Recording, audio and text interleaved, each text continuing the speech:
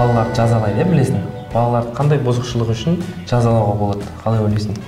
Меніңше, мен өзім сабақта қалай айтады жаңағы таяқ жеп дегенде бұзушылық жасап, апайдан ұрыс естіген кезім өте көп болған да ше. Мен қандай кезде апайдан ұрыс естимін? Қыздардың шашын тартқан кезде. Сыныптағы борды екіге бөліп тастаған кезде. Оқушылардың дәптерін тығып қойған кезде. Және де оқушылардың заттарын бір-бірінің сумкасына алмастырып тығып қойған кезде. Мен өзім таяқ жеймін, басқаларды кім білмедім. Бұзушылық үшін жазалауға бола ма негізі? Болады. Бұзушылық жасаса болады ғой негізі. Мысалы, бұзушылықты қатты жасаса жазалау керек. Жай мысалы үйде шашса, оң кейін жинайды ғой, өз жинайды, ол үшін жазалаудың қажеті жоқ. Не үшін жазалайды көп жағдайда?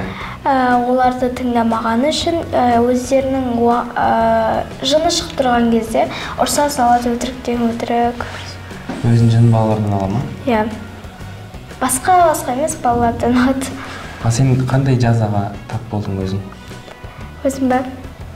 Қараңғы туалеттің ішінде отырмын. Не істеген үшін?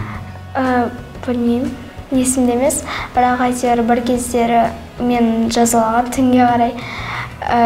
Ол кезде квартирада тұрғанбыз, қап-қараңғы терезеде мама айтатын, кешірім сұра дейтін.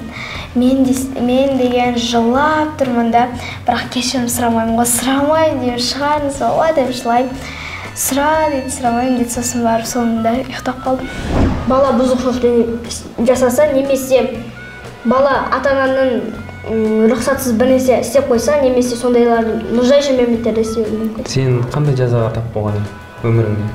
Мен мамадан рұқсатсыз заттар алған едім, магазиннен рұқсатсыз заттар алғам, соған ұрысқа болған. Негіздегі себептер сол. Сондай менде момент болған, мамаға айтқамда, айтпаған мамаға, то есть сөйттім да, мамадан өзім ақшамнан барып алғам, мама ұрысты сөйтіп. Келіп бір нәрсе рұқсатсыз ойнап қойсаң, сындырсаң, бұзық болсаң көп қой.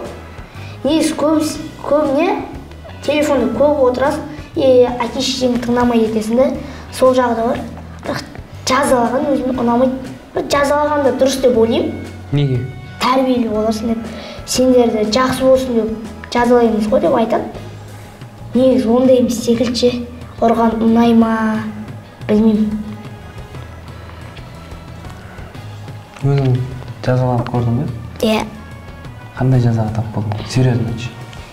Өтірік айтпа, серьезно. Қандай жазаға тап болдың? Телефонды мамалар кеткен қонаққа жинастырып кеткен, жинастырмаған, мамалар кеткеннен бері телефонға 7 сағат па, 8 сағат па мамалар қонаққа кеткен.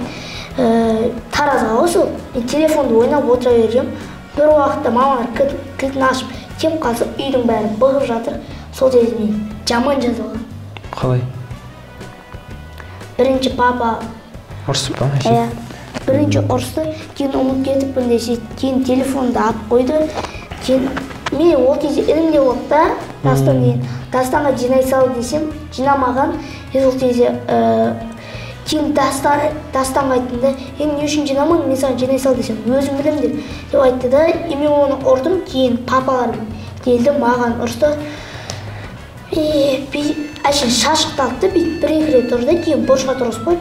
Мысалға сен телефон ойнайтын болсаң, папа-мамадан рұқсат сұрайсың. Сол дұрыс па? Негізі рұқсат сұрау керек па, или рұқсат сұрамай ойнай беру керек па? Негізі рұқсат сұрау керек. Негізі менің оқиғам бойынша мен рұқсат сұрамай ала беремін. Не үшін? Білмеймін. Мамам қолы босамайды оған айтсам болмайды да. Сондықтан өзім алып көріп отырамын. Бірақ мамамның да бір шарты бар, мен сұрамай көремін, ал мама маған өзінің баласын қаратқызады. Өзінің баласын? Иә, Сен інім бала? інімді қаратқызады. Өзінің баласын? Сұрау керек па, дұрыс па, қалай ойлайсың? Сұрау керек, себебі телефонда көп отыруға болмайды дейді. Оған андай, мысалы сенің ауруың мүмкін телефонның кесірінен да, оның барлығын ата-ана біледі да, дұрыс не бұрыс екен. Сен қандай жазаға тап болдың өміріңде? Жазаланып болдың ба? Иә. Мен мамам сүйікті заттарын бұзып қойған кезім болған бұрын. Сол 9 жасында шығар. Өткен жылғы. Мамам алды домашний арест на неделю. Қамап қойды ма? Балалар мектепте төбелеседі? Иә. Не үшін төбелеседі? Не үшін? Негізі біздің мектепте балдар төбелеседі, бірақ болмаған нәрсе үшін төбелеседі. Қалай айтсам болады деген. Мысалы, 5-ші сыныптар мен 6-ші сыныптар төбелесіп қалған кезі болмаған сәтте дегенде, бір әшейін болмашы дүниеге да ше. Бір баламен бір бала қақтығысып қалып, соның өзіне төбелескендер бар. Қай жерде төбелесесіздер мектепте? Мектепте ма? Біз кейде қатты ашулансақ мектептің ішінде де төбелесеміз. Ал егер негізгі төбелесетін жеріміз үйі жоқ салынбаған зданиялар болса, сол жерде төбелесеміз. Ешкім көрмейді. Сол төбелескен мұғалімдер, ата-аналар араласып кетеді ғой, сол дұрыс па? Или балалар өздері төбелесіп, өздері шешіп алу керек па? Негізі ата-аналар араласу керек та ше, бірақ біз ата-аналарды араластырған ұзаймыз. Өзіміздің проблемамызды өзіміз шешіп келе береміз. Мектепте балалар, менің ойымша, олар бір мектепте өзі сондай бір бала болады да, біреуге тиісіп, или біреуді ұрмай жүрмесе болмайтын бала болады. Сол бала, ондай бала любой жерде болады. Сол кезде төбелеседі. Сен мектебіңде балалар төбелесе ма? Иә. Кімдер олар? Көбінесе бізде Акымжан деген бала төбелеседі, бір ауыл шығып қалады. И потом Мансур деген бала. Бойы кішкентай болса да, бірақ ше сөзі жаман өткір. Не үшін төбелеседі олар? Білмеймін, әйтеуір болмайтын жерден шулы шығарып алады да. Әшейін біреу бүйтіп тиісіп кетсе соған бола шығарады. Ол потом бір рет ұрады оған, сен ұрдың дейді, сөйтіп апай келіп қалады. Ол апайды шақырады. Апай сосын екеуін директорға апарады. Сөйтіп директор бір нәрсе жазады, сосын барып мамаларын шығарады. Сен төбелесесің ба мектепте? Ой, көп емес енді. Андай өздері боқтайды, немесе сондай болады, кемсіту болады ғой. Сондай кезде менде бір момент болған. Маған бір бала боқтайды да. Дышыда ғой, кетіп бара жатырмын, алдына қысамын да, сөйтіп артына алма шығып кетеді, басына тақырбас басынан шақ десем. Ай дейді да, сөйтіп бір тептім. Ол бала не ғой? Борец-та негізінде, бірақ оған тиісуге бәрі көбінесе қорқады. Мен қорқпадым, өзі шыдан боқтаған соң, немесе кемсітті, сөйтіп басынан ұрдым. Өзіңнен кішкентай балаларды ұрасың ба? Жоқ. Мен інім қарындасым жоқ. Жоқ, мектепте өзіңнен кішкентай балаларды? Жоқ ол. Ал өзіңнен үлкен балалар сен ұрып ондай кез болды ма? Бір кез болған. Біз басқа мектепке бардық та. Біз түскісімен болды. Негізі азанғысыменбіз. Сөйтіп түскісімен, азанғысымен балдарды бізді туалетке жинағанда, туалетте мен бетіме шапалақ ұрды ғой. Не үшін?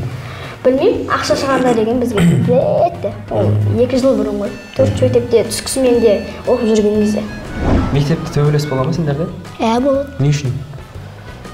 Мысалы, алтынды кім ұстайды дегендей, болмаса коридорда кетіп бара жатып, иық соғысып қалған кезде, сол кезде неден басталады? Сол неден басталады? Аяқ жағында талпана-талпа, раз кетесің. Алтын кім ұстайды еді сендерде?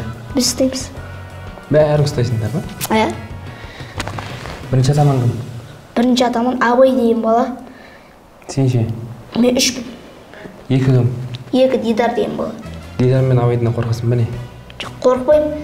Просто олар менен үлкен да, бойы үлкен. Аны қолдары ұзын. Негізі қорқпаймын. Просто күштері мықты менен.